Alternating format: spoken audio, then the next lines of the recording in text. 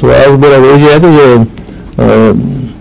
میل cows کا یہاں پتا ہے کو میل کاؤز جب وہ فوت مرتی ہے تو اس کو گوشت کا ضائع نہیں کرتے، پھینکتے نہیں ہیں، لیکن اس کو ریسائیکل کر کے دوسری قوموں کو کھلاتے ہیں تاکہ اور موٹی ہو جائے، اور ہوتی بھی ہیں.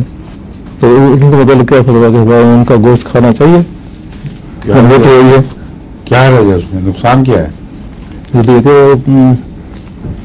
انہوں نے حرام گوشت کھایا ہے. کیوں ہے؟ گاؤں نے ان کو دیتے ہیں وہ بیٹا کرتے وہ نہیں، تو وہ جو گند کھاتے ہیں جانور، مرغیاں، وہ حلال گوشت کھا رہی ہوتی ہیں. جو کیڑے مکوڑے اور غلاظت کھاتی ہیں، آپ نے دیکھا نہیں کہ مرغی کو غلاظت کھاتے ہیں، پھر وہ کھا جاتے ہیں مرغی آرام سے.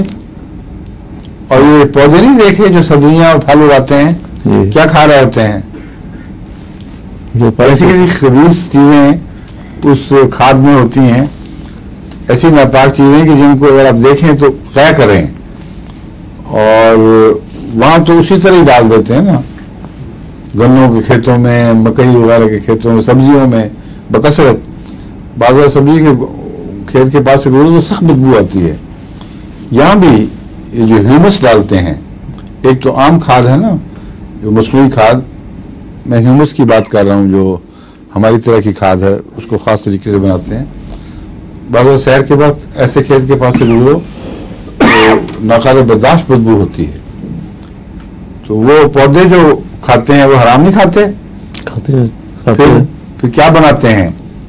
پھول پھل پھول حلال طیبہ.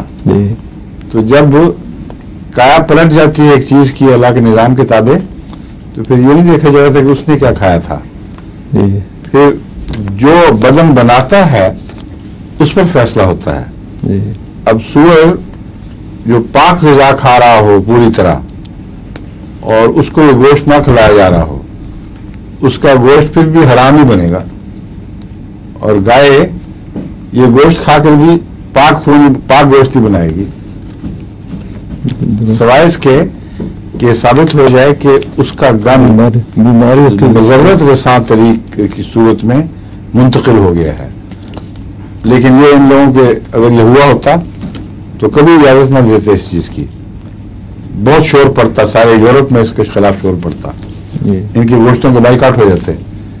تو ثابت شدہ حقیقت ہے یہ کہ مرنے کے بعد جب اس کے گوشت کو خاص طریق پر تیار کر کے اس کو سیدھا بوٹیاں جو نہیں کھاتے گائے کو، اس کو وہ بہت تیز بھاپوں میں پگھلا دیتے ہیں، پھر اس کو اس کی خوراک کا جز بناتے ہیں.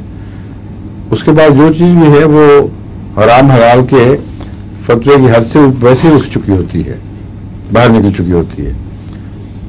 جس چیز کو آپ کیمیاوی حالتوں میں تقریباً تبدیل کر دیں،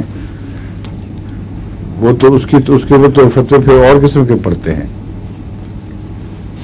ٹھیک ہے، یہ کسی وقت جا کر پھر اثر ہو یا کسی وقت اس کا اثر جا کر ہو، کوئی صحیح کے بعد یہ ہو سکتا ہے سبزیوں کے بعد. ہاں جی اور پھر پتا ہوں رہے ہیں